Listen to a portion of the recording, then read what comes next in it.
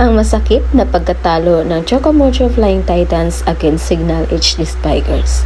Hi guys, again it's me, Valence TV. So for today's update guys, pag-uusapan natin yung naging laro ng Chocomocho Flying Titans at ng Signal HD Spikers.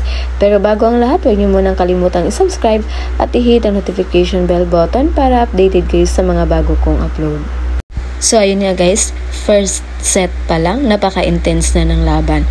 Gumana agad yung mga blockings and offense and defense ng bawat koponan. Naghabulan sila sa score at nagpalitan pa ng per-challenge. Pero ang unang nakakuha ng momentum ay ang Chocomocho Flying Titans dahil nakuha nila ang first set sa score na 25-18. At nagtuloy-tuloy ang maganda nilang laro hanggang sa makuha din nila ang second set. Pero sa third set, humabol ang Signal HD Spikers.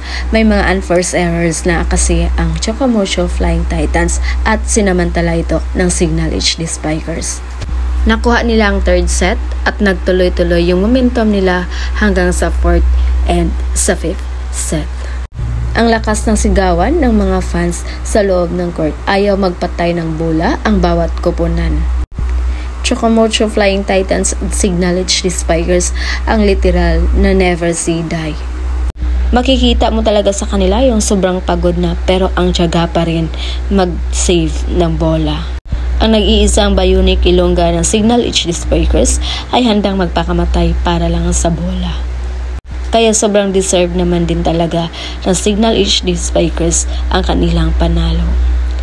At sa Chocomocho Flying Titans naman, congratulations pa rin dahil binigyan nyo ng magandang fight ang Signal HD Spikers. At bawi tayo sa second game.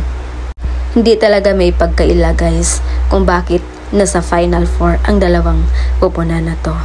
Solid yung hiyawan ng mga fans sa loob ng court. So yun naman na yung pa-update natin guys. Again, this is Valence TV. Thank you for watching.